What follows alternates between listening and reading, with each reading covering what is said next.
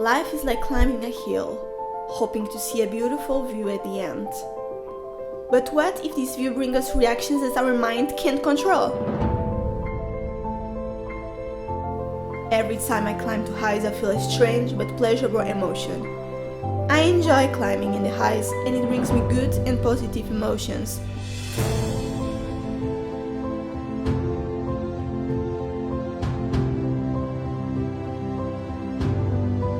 But I just know that not everyone feels like me. Where I am right now, North Tara Fields in London. People with phobia of heights called Agoraphobia just wouldn't go up this hill, or they would have physical reaction climbing it. My own mother with phobia of heights would have this fear of being here. I never understood her, maybe because I don't remember of having any phobia. I am Lexi, and I will try to seek answers that help us understand better how people live with their own phobias. This is my Phobia and I.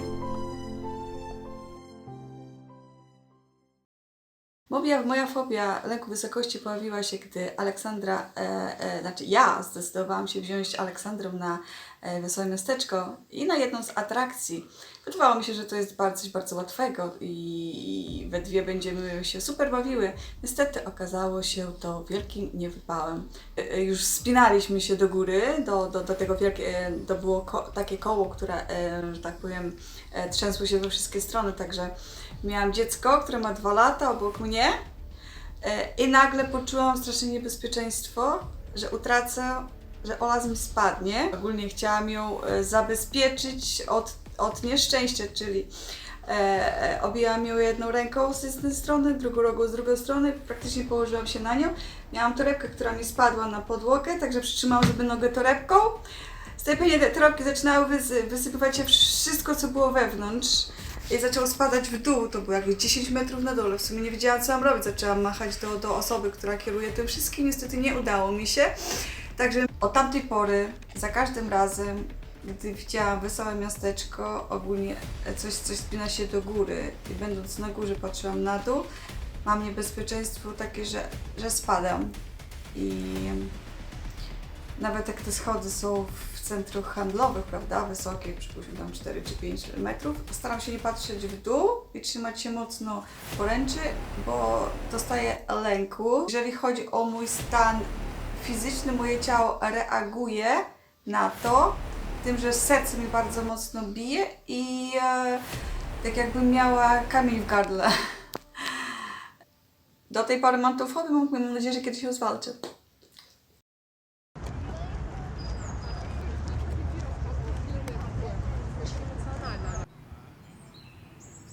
Hello everyone, today we are in Hyde Park and we are going to know people's opinion about phobias. Do you know that estimated 10 million people in UK have phobia? Yeah, this is a huge number. Let's see what people think about it. Hello, how are you? Hi, fine, and you? I'm okay. I would like to ask you some questions about phobia. Is that okay for you? It's perfect. Okay. So, do you know what is Mysophobia? No, I have no idea. No. It's like other name that can be germophobia. Yeah, it's a fear of germs and of dirt, contamination. Bacteria. Yeah, bacteria. Do you know anyone that has this phobia? I think I don't. I don't know anyone. And do you understand these kind of phobias that people may have? It's understandable. The hygiene in the world that we know nowadays is not that good, but I don't know anyone. Okay. And yourself, do you have any phobia, or you consider that you can have any phobia? It's not quite a phobia, but I don't like dirty things. Oh, So yeah, no one likes dirty things, I believe, but it's not quite a phobia. It's not that gross, or I cannot live with dirt. I can live with dirt. Okay, thank you so much. Thank you. Hello, girls. Hi. Hi. Hi. Do you know that there's a phobia called Trypophobia, and it's phobia of holes? I did not. I personally. did know that. I've seen something about that on the internet. I did not. Did not know that. Do you know anyone that has similar phobias, like weird phobias? My sister claims to have bat phobia, the one with the holes. She always says she does. I don't know if I believe her though. I don't know. I don't. I feel like a lot of people I know I feel like have like fear of heights, things like that. But not anything like peculiar out of the ordinary like that, I don't think. Guess my strange one is I don't like mascots. You know, like people who wear like costumes. I don't like them. I'm scared of them. So that's a weird phobia, I guess. Any of you has any phobia, like? I used to be afraid of the dark when I was little, but I've gotten over that now. Did someone help you overcome this fear? I don't think so. I think it was just me getting a little bit older and realizing that the dark isn't that scary. Yeah, I don't know if it's necessarily a phobia, but I guess just like fear of like the unknown, I guess, which kind of goes along with like maybe being afraid of the dark, like not knowing if there's something like within the dark or you know what I mean, something like that. Actually, now that I think about it, I don't know exactly what it's called, but fear of like the deep ocean and kind of go like, I guess that kind of goes along with the unknown, like not knowing what's under there. Hello. Hi. Do you mind answering some questions about phobias in general? Yeah. So, do you know what is agoraphobia? Did you hear? Fear of being outside, or fear of... I think fear of being outside. Yeah, that's correct. Do you know anyone that may have this phobia? No. No. Do you know anyone that has any phobias about anything? Yeah. Okay, do you know? Yeah, I think I have a few friends with phobias of like spiders, like arachnophobia, but I'm not really sure of any others. Like maybe claustrophobia? Yeah, those kind of ones. Did you ever try to help them? Not really. I think it's more like when they see a spider, they just like run away. I don't really think I've tried to like help them. So it's not something that is in their routine, right? Not really. Do you understand why people may have phobias? Yeah, I think so. Do you think it's because of their childhood? Partially, yeah, but there's also the idea that some phobias are embedded in genetics. So people from different parts of the world may be scared of spiders because people who are scared of spiders have survived. So, do you understand what I mean? Mm-hmm. That's correct. And do you know anyone that may have a phobia? I have a phobia. Wow. What's your phobia? Really deep water. I hate it. Did you try to overcome it? Yeah, I can go in it, but it makes me really anxious, you know? So. It's really, you have any, in your body, any, like how you feel when you are next to deep water? It's adrenaline, isn't it? So your body goes light, muscles tense up. You try not to panic. Okay, thank you so much for answering. See ya. Hello, how are you? I'm very well, thanks. Today I'm going to ask you something about phobias. Is that okay? That's fine. Do you know what is claustrophobia? Yes, I do. And do you know anyone that has this fear? No, I don't. But it is a psychopathology, and it can be sorted out. People can get over it. Do you know anyone that has any type of phobia? I think any psychiatric disorder can be classed as a phobia, a problem. It's mainly psychological, and it can be sorted out with plenty of therapy. Do you have any phobia? No, I'm too old to have phobias. Been around too long, too old, too cynical. No, don't need to do that. The world's tough enough as it is. So do you think there's any way that we can help our friends, for example, with phobias? I think we can encourage them that it's all right. They can get over it, and to show that we don't have a phobia, and we don't have a problem with whatever their phobia is. They might be scared of spiders. So an acrophobia is fear of spiders, and that spiders actually are good insects.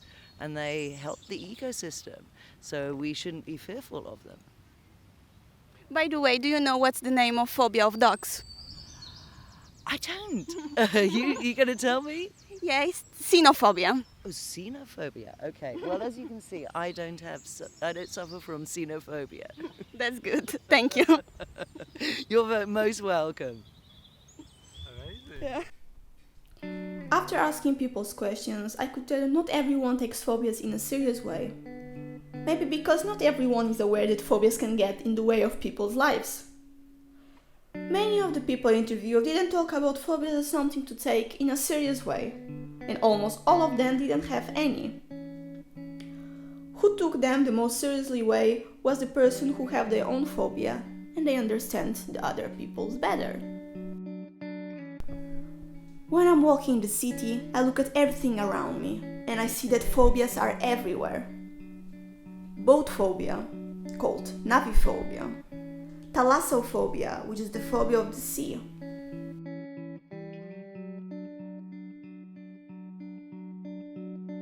phobia of bridges and tunnels, gephyrophobia,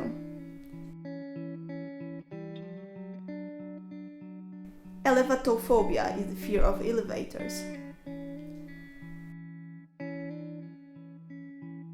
Fears are everywhere, and phobia is defined as an exaggerated and irrational fear. My housemate Chiara rarely leaves the house. She doesn't shop outside but orders online. It makes me wonder if she has any phobia. There's nothing better than getting to know people we have around us and try to help them.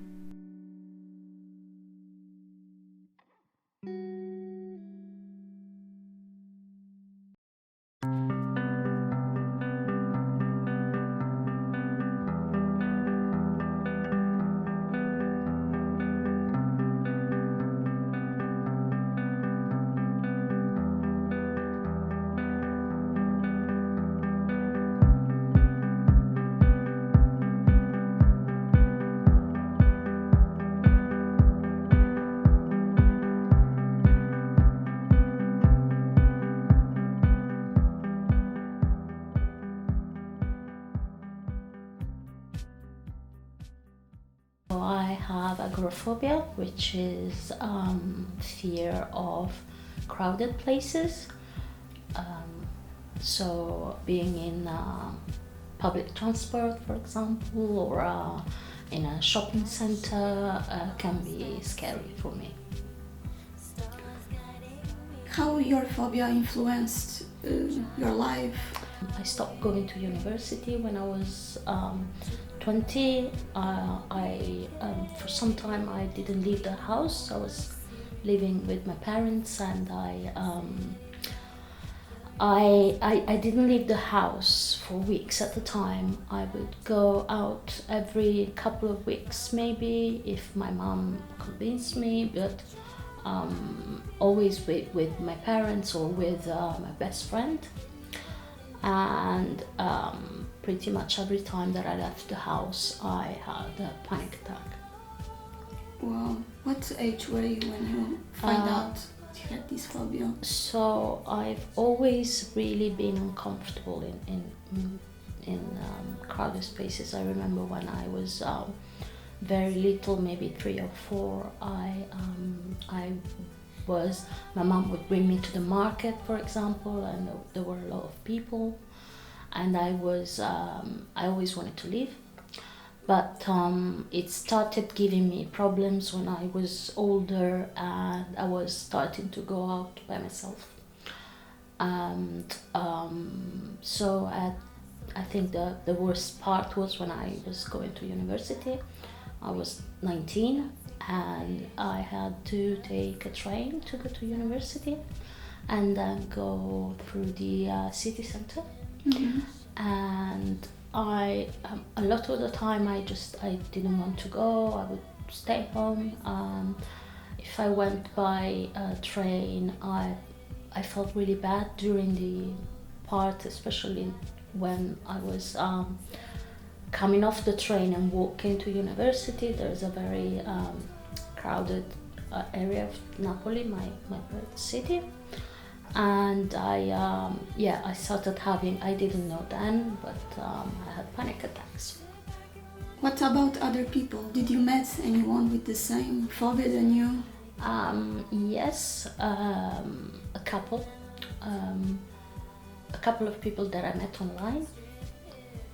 And so, because when you have this kind of difficulty, you don't go out a lot. So it was, I met through the internet.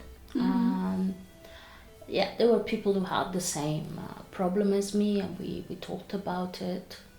There were also people that didn't understand your phobia, is that correct? Yes, I mean, most people don't understand it. Most people think that you are just lazy, or and they're like, oh, you should go out more, you should do this, and you should do that. And also at some point, because my phobia was so bad, I didn't have a job. So a lot of people don't understand that you don't have a job because you can't, because going out is terrifying for you, Did you have your job remotely then? No. At that time, for about 3 years, I didn't do anything. I was just in the house. I mean, the situation in Italy is also a lot of people don't have jobs because it was around when the economy started getting really bad. But for a while I had a job where my dad was working in the same building, so he would drive me there and we would go together in the morning and then come back. But there were like 2-3 years where I didn't do anything. I was just in the house. I would probably sleep most of the day, and I would, I took care of the house a bit, but mostly I was so ashamed of me that I didn't do anything. I feel sorry for you. It's okay. But now you almost overcome it? Yes, I can say that it's mostly under control now. Okay, what's the first step that you make, like, to overcome? So the first thing that I remember is one day a friend of mine from another city came to my city to have a competition in kickboxing, and I remember going out and with her, and I was so scared to go out. My dad drove me, but then when I was there, being around people and they were so nice, it felt so good. So I decided that I wanted to change things. The first thing that I started to understand why I had this problem. Oh. Have you talked with any psychologist or Yes, someone I've to had help therapy, you? yes. And I realized that it's not just like it's not just a random thing that you're scared of. Like there is always a reason, and the reason for me was that I have a problem focusing when there are too many things happening at once. So too many noises, for example, too many sounds and lights and things like that, they can overwhelm me, and that's why my brain reacts with fear. So for example, if I'm in a crowded street, sometimes it can happen that I have a feeling like someone is following me. So understanding that helped me to create ways that I can go out without feeling overwhelmed. And that's how basically I learned that I should do certain things. For example, if I'm going out, I usually listen to music, so I don't hear too many sounds. Oh, okay. I understood that if I'm with a friend, for example, it's easier because I'm talking to my friend and I don't get too overwhelmed by things that are happening around me. but also I accepted that some situations are not good for me, and I'm not going to a club, for example, because it doesn't work for me. Or But do you feel it like when you have many people around you, you feel this phobia coming? I feel, yes, I feel now it's not as scary because I know what's happening. So I'm not scared anymore, but I don't feel good. I feel confused. I feel overwhelmed. I want to go away. Okay. In the past, because I didn't know what was happening, I was completely terrified. Can imagine.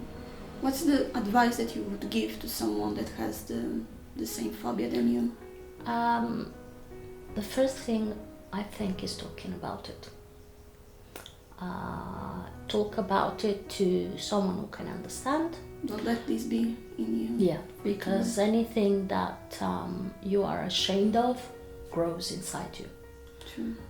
If you are ashamed to tell people that that's how you're feeling, it will get worse and worse. So the first thing is talk about it with a good friend or with someone who has the same problem, or if you can, with a therapist, because they know how to handle these things.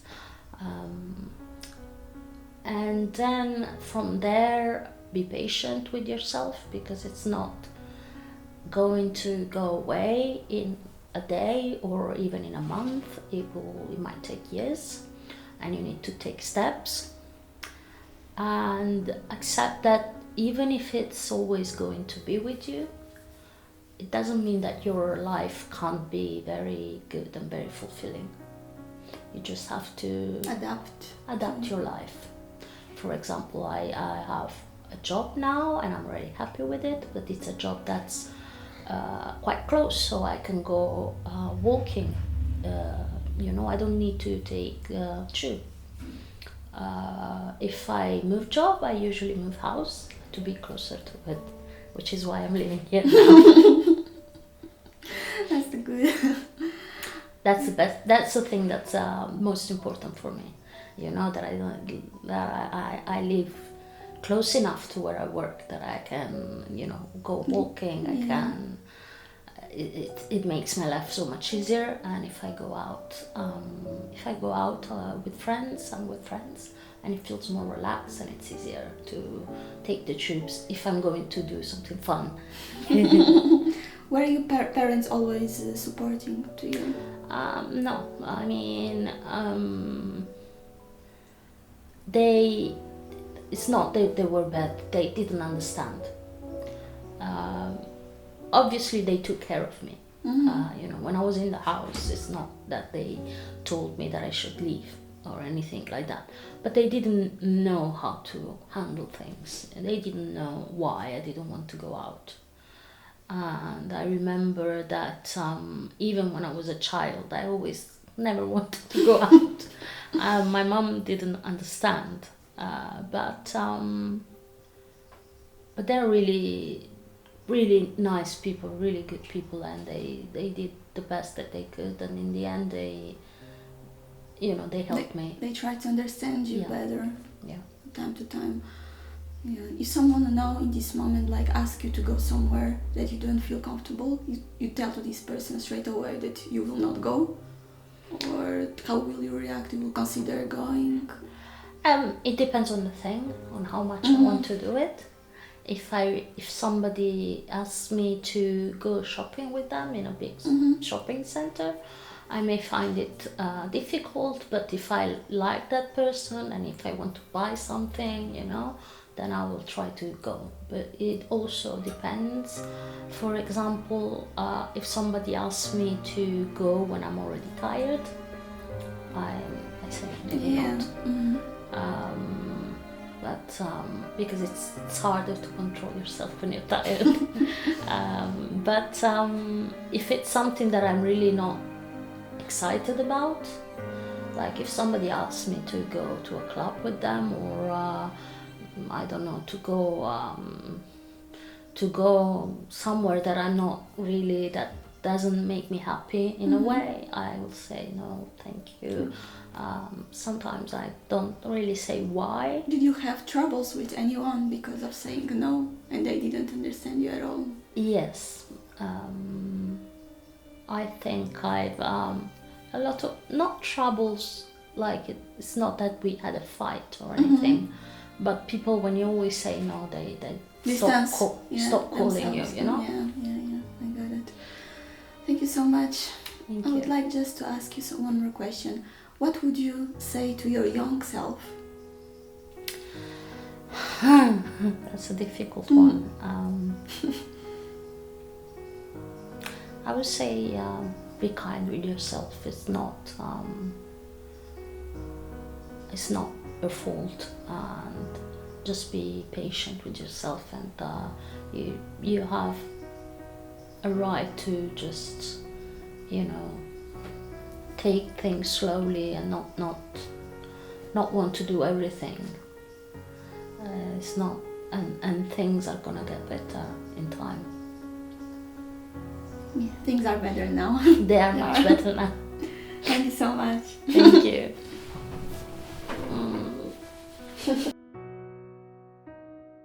Knowing Chiara's story made me understand better that phobias can influence people's lives daily. I had no idea that there are types of phobia that prevent people from doing various daily things. There are phobias that keep people from doing things, but there are others that make people do things and make them cautious. This is the case of Abisha.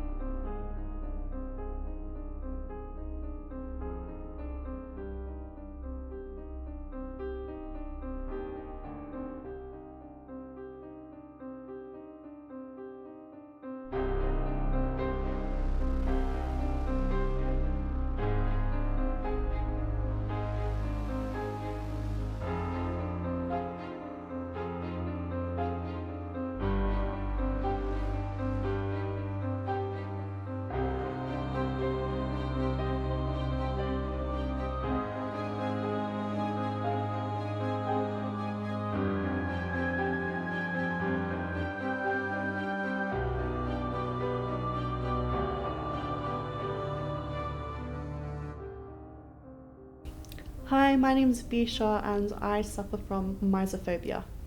Hello Abisha, how are you today? I'm doing okay, thanks. Yourself? Yeah, I'm fine. Can you tell me more about you and about your phobia? So, I had this phobia since I was like 4 years old.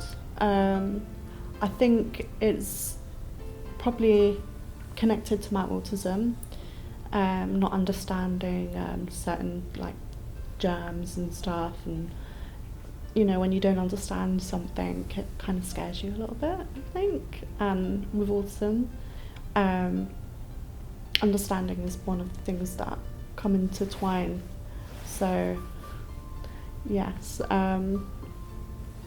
so I have a phobia of dirt. Okay. And I wash my hands constantly. I probably wash them roughly if I'm outside. I always carry hand sanitizer, so I'll probably clean them every 15 minutes. Wow, you do this also in public places or mostly in your home, like everywhere? Everywhere. I feel unclean if I don't do it. Like even when I was on the bus, I have to spray my hands. I can't touch the pole. Even before the COVID situation, I had hand sanitizer on me all the time. So it was before everyone was like starting buying hand sanitizer. I've always had them. Wow. That's wow. Yeah. I think it was hard for like sleepovers as well. I couldn't sit on someone's bed. I couldn't let anyone sit on my bed. I had to wash it straight away. I did not like germs on my bed. Is this affecting your relationships with people? Yeah, so I have a boyfriend that lives with me. I wash the bed constantly, and It probably uses up a lot of the electricity and water supply because I can't. I need it clean. I need it all the time clean. Do you have any like comments often, like people asking you like why you so like this, like why you asking so much? I think because most of my friends grew up with me, so they kind of understand it and kind of think it's normal with me, so they don't really say much. But I think if I was just met someone, I'd probably find it a little bit weird. Have you searched about your phobia, trying to maybe overcome it? Or? I tried to overcome it. I went to a psychiatrist when I was little, so I tried therapy. Trying to understand germs is good, but it didn't really work. So it's just about coping and making sure I don't go overboard. What hurts you more about your phobia? I think the fact that I find it so hard to like touch another human being. It takes so much time for me to kind of get used to someone to be able to touch them because I just get scared of germs. I can't share cups. I have to clean all the time, and it does take most of my day. And being at uni is very hard because you're at uni, you're trying to do your work, but you also, most of your time is cleaning, and it's like my assignment's in 2 days and I haven't done anything because I'm constantly cleaning the dishes, I'm constantly washing my hands, I'm re-cleaning the dishes because I don't feel like it's cleaned enough. What do you feel about Corona? Is help you like Corona measures help you with your phobia, like them putting sanitizer everywhere? And you felt secure, safe? Yeah, that made me feel a little bit safe, but I also bring my own because I don't know, because some of them, like you got the automatic hand sanitizer where you put your hand under, but some of them you have to touch the actual container, and I'm thinking of how many people have touched that. I don't want to touch it. And then you've got the baskets in the supermarket and the trolleys. I will not touch them. It's getting better now, but because Tesco's have like the little sprays and stuff that you can wipe over them, which is fine, but I can't touch the trolleys or anything because it freaks me out. I can't do that. You going with your wipes every time to every shop? Yeah, because you don't know what anyone's got, and then the COVID thing, you don't want to catch it. So it just freaks me out a little bit, and I don't want any other type of germs. Yeah. How your partner, if you have one, reacts to this phobia? He's got a similar phobia, so it kind of works. So we just kind of support each other, which is great. Is your family as well supporting you in this, like in cleaning house, like keeping you? I mean, my mum doesn't really understand. My brother's got the same phobia, so that helps. But my mum, she kind of believes germs are friends. Okay. And she doesn't understand why I go over the top with the phobia that I have. My dad kind of understands, but my mum doesn't. So it's very hard to communicate that, especially when I was little. Oh, yeah. So this happened when you had, how old were you? 4. 4. Like I said, it's down to my autism, but I don't know what triggered it. I have no idea how it came. It just sort of happened. I'm not sure what situation. It might have been a trigger, but I don't remember how, if that makes sense. Well, yeah, and it's so embarrassing as well. It shouldn't be. You should feel like, thank you for telling me this stuff. Yeah, it's like. Do you feel ashamed sometimes? Yeah, I feel like I can't go out a lot, and because when I go out, I'm restricted because I can't go into certain places because I'm scared of germs. I don't go to public toilets because that scares me, and I'm like busting for a wee, and I can't do that. What about tables in a restaurant? You always ask them to clean in front of you. Yeah, unless I know they got a 5-star rating, I will not. If it's like below a 4-star, I will force them to clean the tables, and it frustrates them. But I mostly go into places that I'm a regular in, and they know my condition. So I'm not afraid of expressing my condition, telling people my phobia, because I think people should have more of an awareness and keep an open mind that there's all these different types of people that have certain issues. But yeah, my local pub cleans the table every time I walk in. They're like, "You're here, we'll clean it for you. Don't worry, we'll clean it for you." And I'm like, "You're so nice, that is so generous of you, thank you." Because they know that I'll freak out. If you meet, for example, someone that you see straight away that is dirty, do you will consider distancing yourself from this person? I'm pretty bad. I will move to if they're in the same restaurant, for example, I will walk out. I don't stay, I walk out, because then it's not just knowing they are unclean, it's also smelling, which puts my OCD a little bit even crazier, because it's like I can smell it, so now my phobia is at a higher level, so I have to leave, I have to go. And I've done that at the pub as well, and this lady, she was obviously not clean and smelled very, very bad. I walked out, I was like, I can't, even if we're not in the same, we're 2 meters apart or a little bit further away, I still can smell it, and it's still making me feel a little bit wheezy. I need to go, because I know, imagine if she went to the toilet, it freaks me out, because I don't know what cubicle she went into, so I don't want to sit on the same toilet seat as her. And in the toilet seat as well, I put tissue around it. Oh, yeah. And I hover, I don't even sit on it. If someone asks you for a hug, would you hug this person? No. No. Unless I know them, and I know even if you know them, sometimes you will be it depends. If I know they had a wash or something and had fresh clothes, of course, but if I don't know any of that, I'm like, I can't. It's like my mum tried to give me a hug yesterday, and I'm like, I don't know if you had a shower today, I don't know if you're wearing clean clothes, I don't know if you washed your hands. Of course she does, but it's in my head, I can't assume, I don't know. So I'm like, no, I can't hug you. And my mum's had that, my mum gets upset about that, because it's since I was a kid she can't really hug me because I refuse it, and I can't accept the affection because of the fear. My partner understands because he has the same phobia, but my mum, she doesn't understand. She cries about it as well, and it's like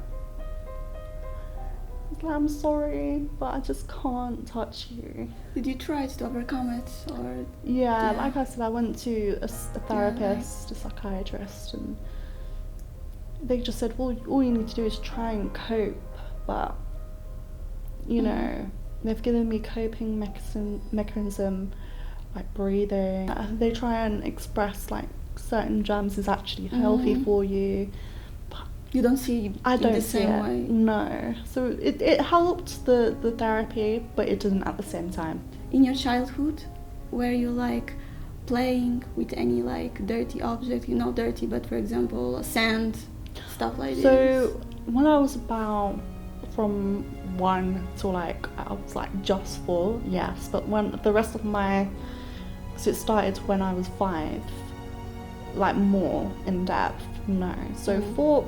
A little bit, but it started when I was 4, but it got more crazy when I was 5, and I would not play outside, I would not go in the dirt, I wouldn't do anything. Even when I was at school, I refused to take part in PE, and not because I don't want to, because I hated PE, but it was because I'm thinking I don't want to touch this basketball because it's hitting the ground and those people are like bouncing it.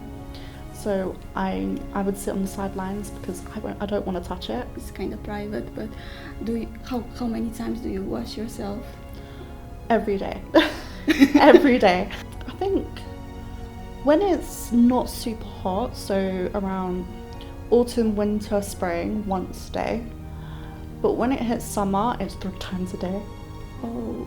It gets very rapid. I think last year in the summer I did at least 6 times a day. And my mum went absolutely mental. She was like, this is probably the worst trigger that you've had in years. Because 6 times in one day, you're having a shower and a bath, you're having, you know, you're constantly in the bathroom trying to wash. And it wasn't because I was hot, it was because I just felt dirty. And I was in and out of hospital last year for my mental health because I was ill. And being in the hospital made me feel dirty even more. So when I came home, I would have like 6 washes every day. Were people always nice to you? Now they are, but when I was younger, it was, I guess a little bit harder. No, are you okay? It's just a lot to like remember. Sorry for that. Yeah, I mean, people in the playground, you know, they had a water fountain and I could not touch it, and then they'll, you know, make songs or like just laugh, and it's just...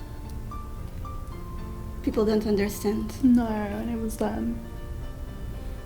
I think I went through a lot of bullying because they didn't get it. Oh, sorry.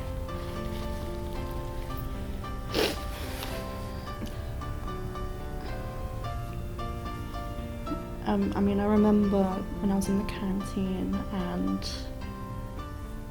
I had to get the dinner ladies to wash my plate before they put the food in, even though it was already washed, but I just didn't trust it. And people used to pick on me saying I was special or I was being a little princess or something, you know, being extra. And it wasn't that, it was because I just couldn't physically do it. I couldn't physically just get my food and go and sit down. What advice would you give to people that have the same phobia than you?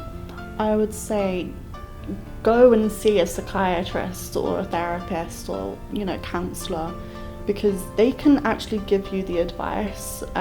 Unfortunately for me, my support was at a later age. I was only about 16. But by the time then, it was very, it was in a pattern that I can't get out of.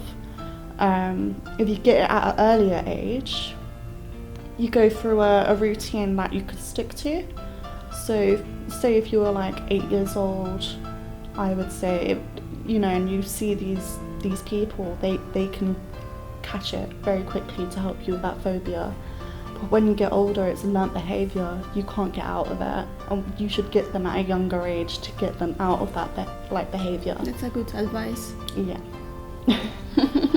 And also, don't be ashamed. Don't be ashamed at all. I hope you didn't feel uncomfortable at all with me. No, I'm very open. I'm a very open person.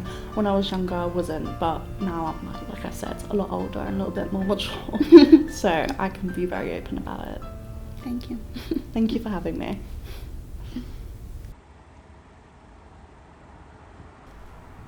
I've never seen it that way, but hearing Abisha's story made me realize that I never looked at bacteria the same way as people who suffer from mysophobia. It made me question even more if I have any unknown fear.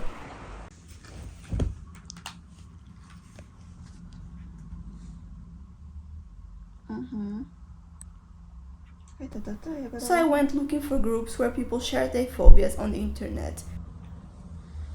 Let's see, what can I find in these groups? Maybe I find someone interesting.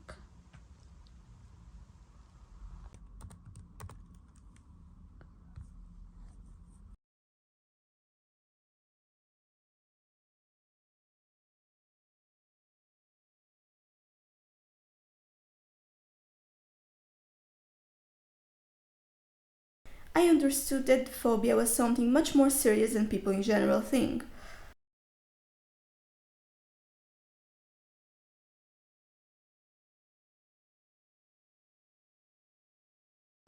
That's when I found Ronaldo, who suffers from a phobia of holes. But this hole's a little bit different from what I know.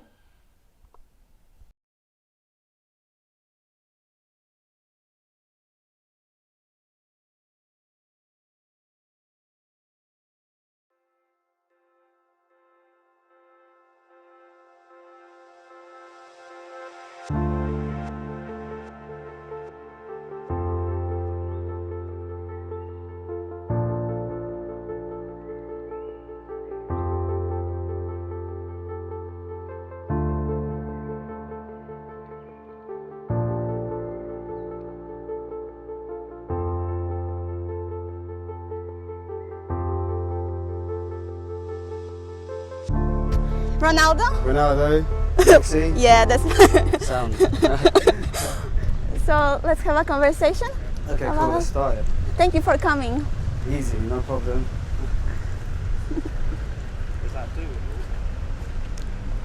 How are you feeling today? Yeah, I'm good. I've been at home for a couple of days in Chelmsford. My family live in Chelmsford, but it's good to be back in London. I don't think I can be too long outside of London, you know, since being here anyway. How about you? I'm fine. I'm excited to hear from you and your story. And the phobias? Yeah, oh, well, the one phobia. Trypophobia. Phobia of holes, right? That's it. That's it.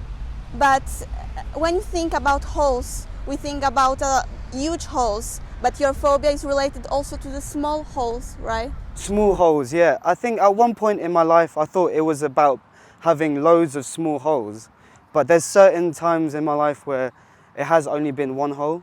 I think it really depends on how intense it is, but I'm still getting used to it. I'm still learning about it myself. How this happened to you when you realized that you had this phobia? I think my earliest memory is when I was a kid, maybe like 7, and I was watching a cartoon. I think it was Pingu. I don't know if you've heard of Pingu. It's like a claymation one. I think it was Pingu, but basically there was a whale, like a black whale, that had been left on shore, and the penguins had used it as a house. So they made windows and doors on it, and they would all open all the windows and doors at the same time, and it would just make me feel really, really, really ill, like really, really ill, and I'd get short of breath, and that's when I realized that after that you searched if this is something common. Basically, yeah. But the thing is, I found it everywhere I went. You see it everywhere. You see it in crumpets, you see it in sponges. But I think the second place where I saw it was on Tumblr. You know Tumblr? Yeah. And there's a really famous tattoo on Tumblr that goes around quite a lot, and it's a picture. It's a tattoo of a keyhole, a really, really black keyhole on the back of the neck.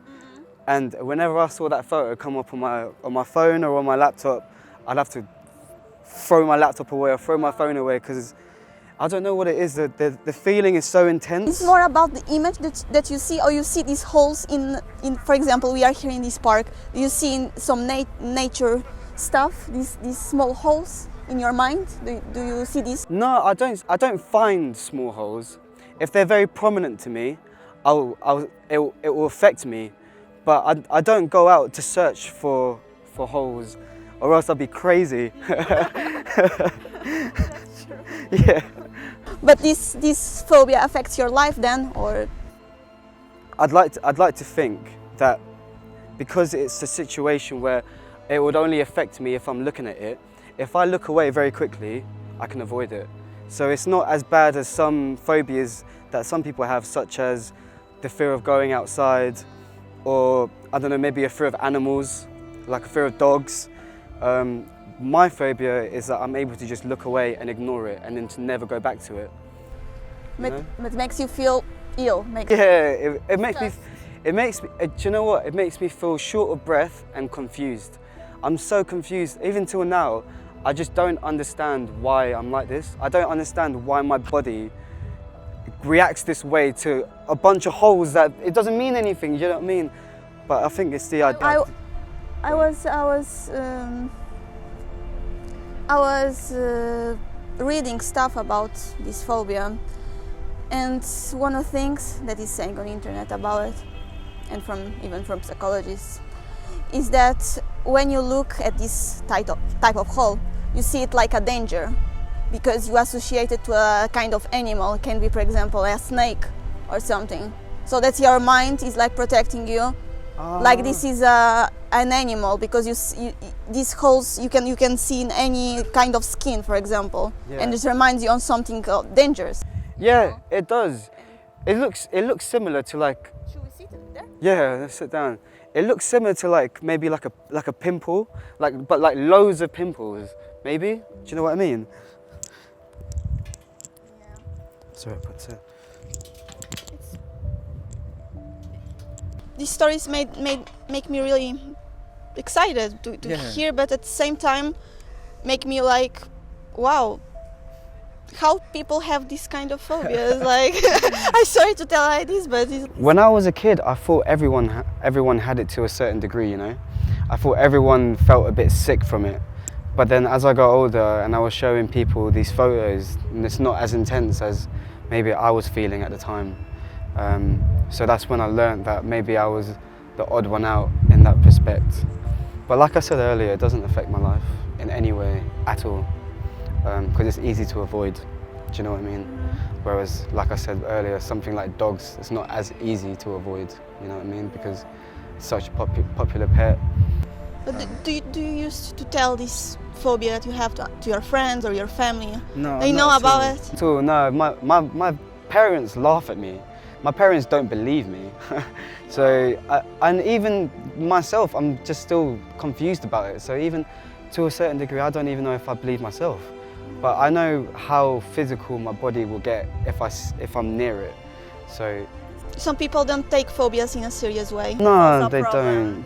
They don't. But at the same time, it's not as serious as other phobias as well. You know, I'm at the end of the day, I'm just grateful that this is so calm and it's not as intense as it could be. I know a lot of people that have a lot worse and live different lives because of their phobias, you know.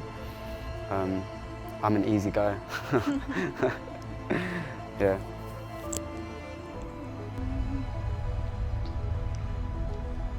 Just any other image that you have of your childhood, a memory of a hole? You know, the main thing is the internet. The internet is a scary place.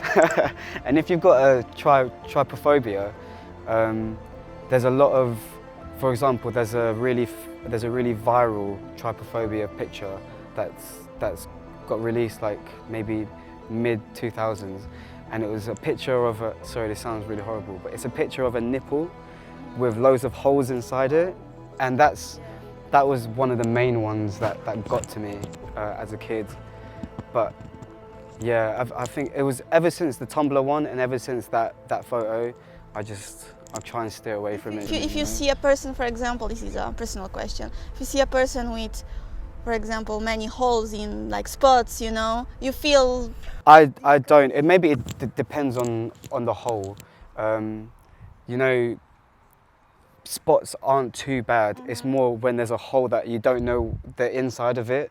I think that's what triggers it, you know. So, for example, if I had like a hole in my jeans, I'm not gonna go crazy about it because I know that my leg's inside. But if you show me if you give me your hand and it's got a bunch of holes in it and can't see the inside, that's where I get a bit prangy. That's where I get a bit like. Because even you told me that you don't see these small holes like everywhere. No, I don't. And like even like crumpets, for example, I'm okay with crumpets. It's just the idea of like seeing loads of holes and I don't know what's through those holes. That's where it is. So for example, like honeycomb. Do you know what I mean? Like honeycomb, I can't look at it for too long because it's just black inside. Like I don't know what's inside the honey. I mean, I do know what's inside, but I can't see what's inside.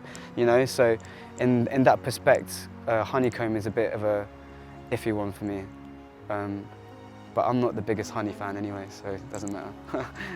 What about flowers, for example, that has kind of not holes, but like a geometrical, you know, forms like circles or something? It's also triggering you, or No, it's not. It's not. It's literally just holes that I can't see through. So holes that are just like infinite. Yeah, basically, yeah, 100%. I think it was interesting for you to say the thing about the animal skin earlier, because I never ever thought about it like that, and that's put a new perspective into my head. It really honestly has. I thought I had a grasp on what was going on, but now you said the whole animal thing, I'm still learning. I've realised I'm still learning. I'm still learning about my phobia. I don't have any phobia, but I'm still in the process of trying to find one. Yeah. these contexts, but trying to understand myself, because maybe I have phobia that I don't want to admit to myself. So this is also a good journey for me. Yeah, definitely. I didn't think I had a phobia as well. You know, it wasn't only until I saw that cartoon when. Yeah, it needs to be a specific moment that you realize that you have something. Yeah. But it's yeah. I mean, I'll say it again. I'm grateful that it's not anything. Not affecting. Worse. Yeah, not affecting your life in the. 100%, 100%. Like on like another phobia I have is moths. Like I hate moths. So, in regards that that probably affects me more than the whole thing, you know. But really, this whole thing is something that I can avoid, and I just turn a blind eye. That's it. All it is. It's such a weird thing, you know. Like when you try and explain it to someone.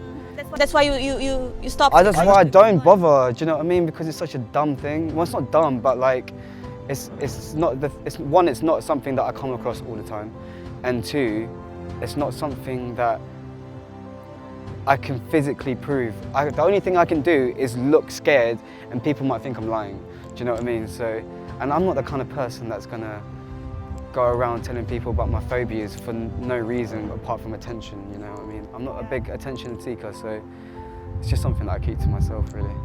As soon as I saw you post it on Facebook, I was like, I'll see what she says, but if she doesn't believe me, she doesn't believe me. I wanted to get to know you, that's why. And then you messaged me back and I was like, dang, nice, man. Thank you for coming. No, thank you, mate, thank you. It's good for someone to actually listen to it. Like, people don't normally take it too seriously, you know, so. I'm trying to take it seriously. That's why I'm here. Thank you. Thank you. Ronaldo served as an example of a phobia that doesn't disturb his life as much as our previous interviewees. But it is still a valid phobia that is open to understanding. But why do people develop all these phobias? Must come from childhood. But is there a more complex explanation for this? Let's hear from Dr. Gary Britton, Senior Lecturer in Psychology. I'm Gary. I'm a Senior Lecturer in Psychology at the University of West London, where Lexi studies. Hello, Gary. I'm Lexi, and I would like to have a conversation with you about phobias. Yes. Okay, for you? Yes, of course. Okay. So, myself, I'm a person who I don't think I have any phobia that I can think about it right now. So I've always been interested in knowing why some people develop phobias. I have been meeting people with phobias of germs, of public spaces. Even my mother has phobia of heights. So I would like to know more about your perspective. So I have some questions to ask you. Yeah. So do you think these people that have these phobias, do you think they develop them on childhood, or is something that just come like in a simple way in their lives, like from nowhere?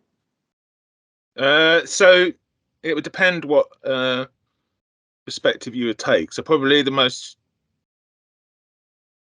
well-regarded theories, in my opinion, of phobias are what we call behavioural theories.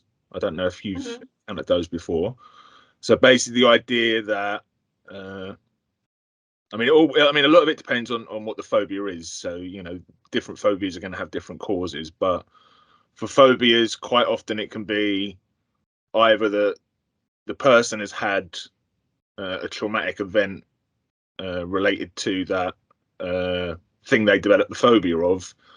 And sometimes it may be that the phobia doesn't even have anything to do with the traumatic event. So say, for example, there's a famous study in psychology called the Little Albert study. Have you ever heard of this? Not really.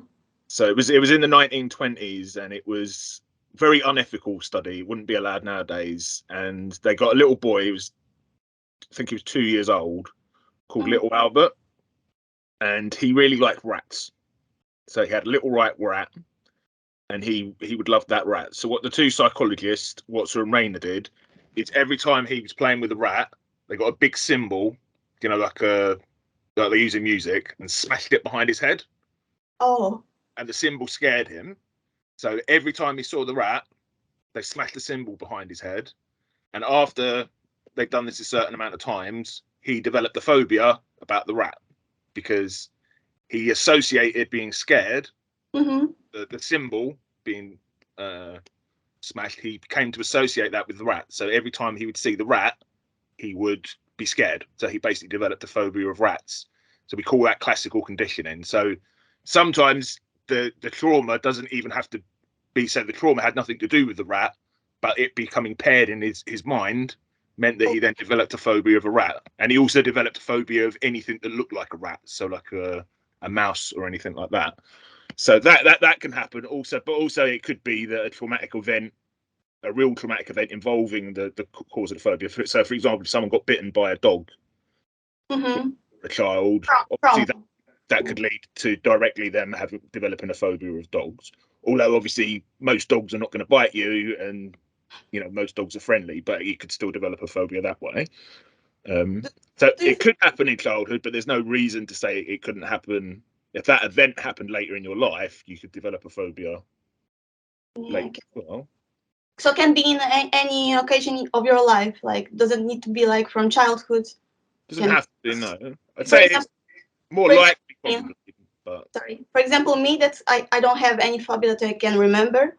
I can develop this later in my life if I have any situation in my life. I can develop a phobia still, yeah, right? I mean, maybe it's more likely to happen when you're a child, because when we're a child, we have less rational ability to explain what happened. So, for example, the example I gave about the child becoming scared of the rat, he was only 2 years old, so obviously in his head he can't disassociate. He can't, in his head the rat becomes scared. Obviously, if that happened to me as an adult, I would recognise that the rat had nothing to do with the sound. So probably as we're adults, we're able to more rationally think. So we're probably less likely to develop as we're older, but there's no reason why we couldn't develop at the same time.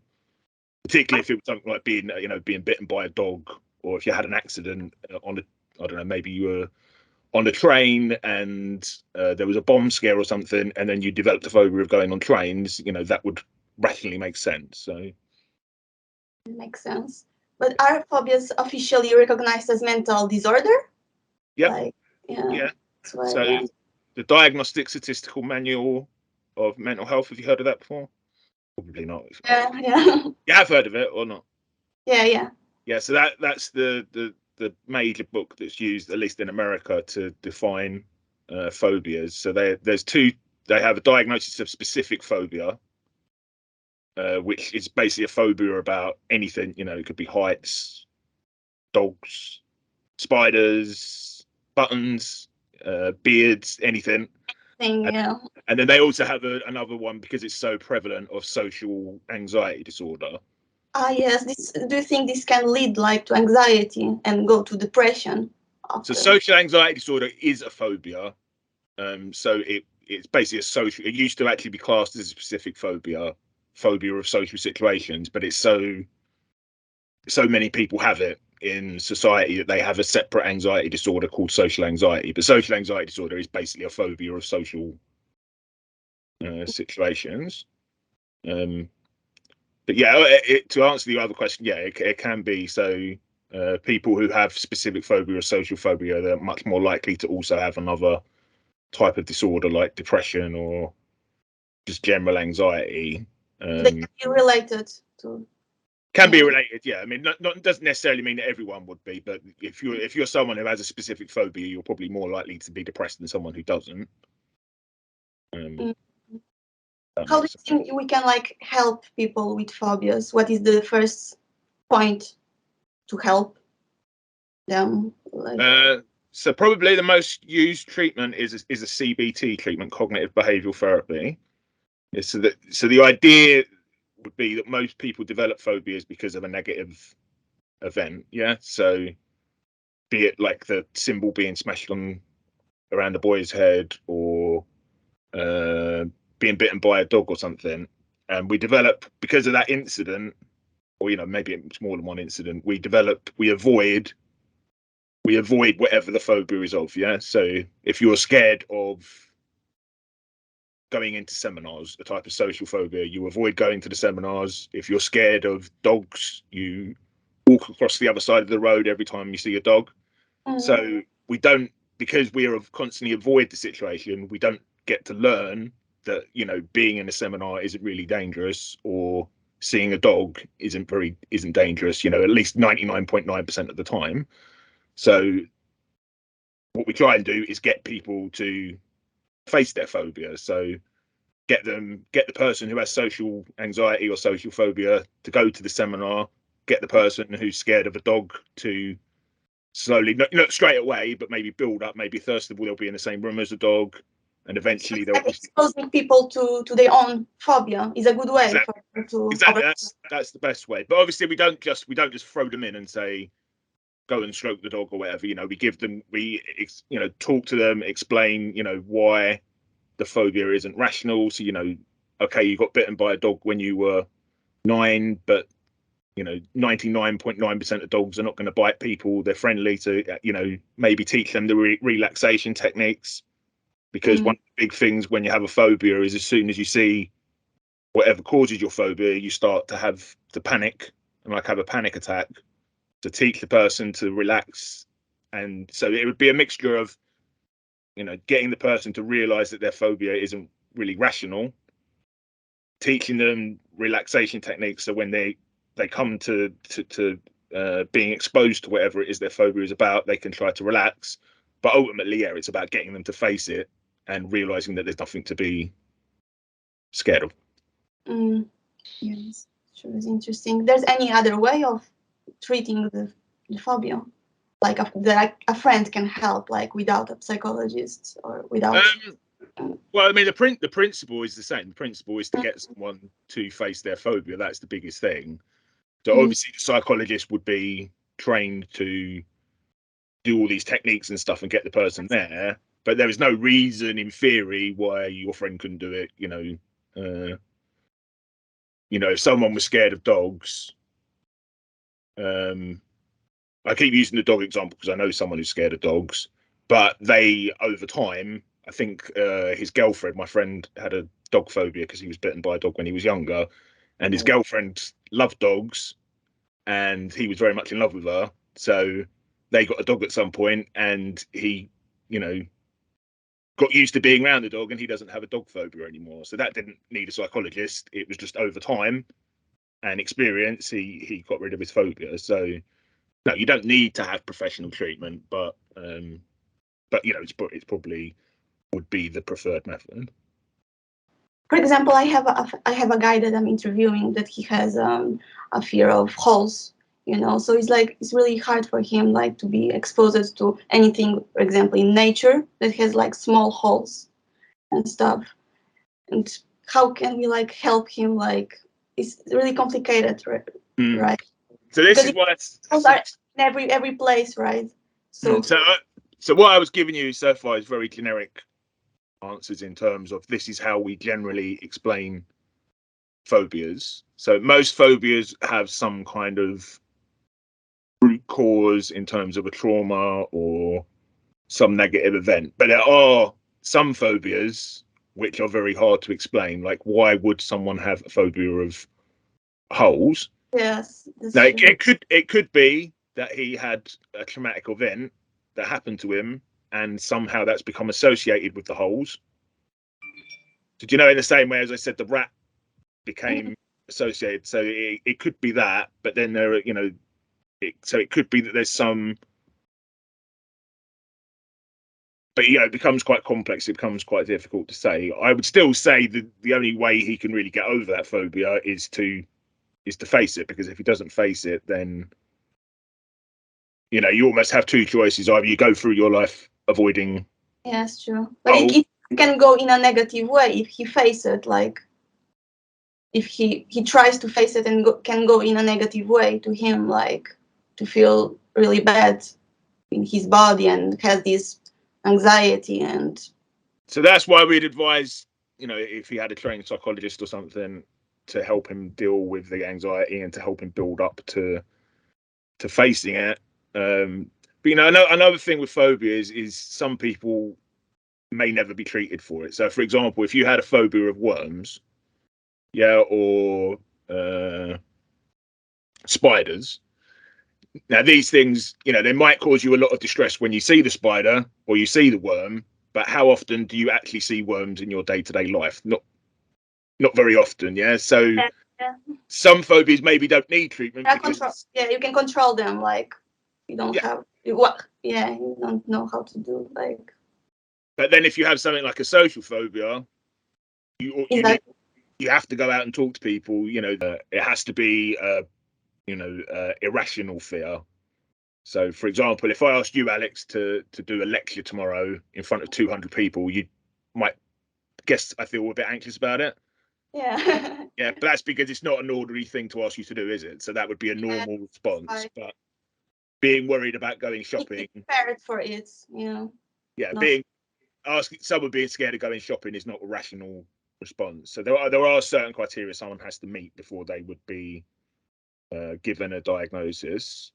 So just being scared to do a performance or something is not necessarily social anxiety, because that's how most people would respond. But when it's interfering with the person's life day to day, and it's not it's something that most people can ordinarily do, then it's a good sign that it's probably a phobia. Is there another girl that I interviewed that has this germophobia? And she's also like she told me that she has autism. So they are two can be related to each other, like this phobia that she has, germophobia, and autism. So both disorders can be linked to each other, right? That's why it can result on a phobia if you have autism or something. So germophobia is quite often related to OCD, obsessive compulsive disorder. That's why she said, yeah. She may well have obsessive compulsive disorder rather than phobia. It depends, but they're very similar. People with autism are generally more likely to have a whole list of disorders because of so they're more likely to be depressed, they're more likely to develop OCD. So I wouldn't say there's any special link between autism and that disorder, but in general, people with autism are more likely to have other mental health issues. So from a general perspective, yes, but there's no specific thing that links autism to OCD or germ phobia. At least I'm aware of. Okay. Thank you so much for answering my questions. That's okay.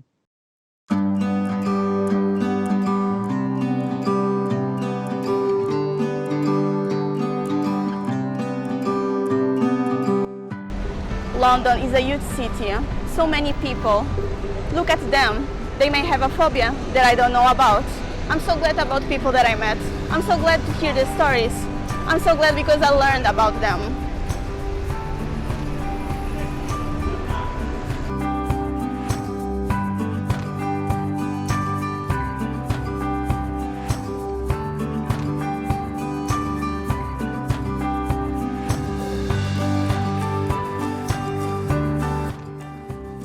Like Mr. Gary said, we are more likely to develop fears and phobias in our childhood.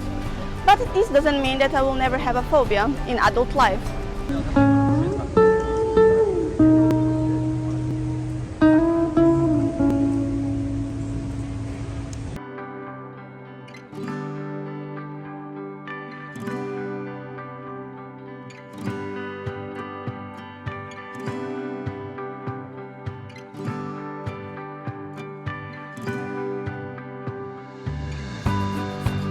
The most important thing about my journey is now I understand my mother's phobia that I never understood, and people that suffer from phobias as well.